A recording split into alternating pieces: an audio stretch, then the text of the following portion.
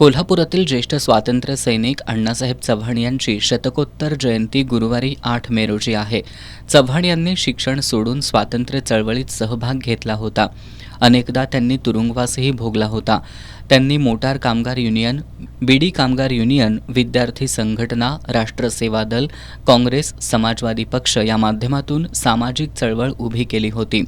आयुष्यभर सेवाभावी वृत्तीनं काम करणाऱ्या चव्हाण यांच्या कार्याची माहिती नव्यानं सेवाभावी संस्था, सामाजिक चळवळ चालवणाऱ्यांना व्हावी या उद्देशानं स्वातंत्र्य सैनिक साथी अण्णासाहेब चव्हाण फाउंडेशनच्या वतीनं 8 मे रोजी कोल्हापुरातील शिवाजी पेठेत ज्येष्ठ पत्रकार निरंजन टकले यांचं व्याख्यान आयोजित करण्यात आलंय, अशी माहिती फाउंडेशनचे अध्यक्ष प्राचार्य डॉक्टर व्ही.एस. पोवार आणि कॉम्रेड चंद्रकांत यादव यांनी दिली.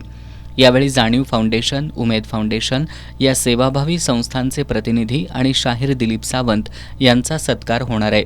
कोल्हापूर जिल्ह्यातील सामाजिक चळवळीतील कार्यकर्ते आणि सेवाभावी संस्थांच्या प्रतिनिधींनी या कार्यक्रमाला उपस्थित राहावं असं आवाहन करण्यात आलंय. यावेळी माजी नगरसेवक तौफिक मुल्लानी उपस्थित होते.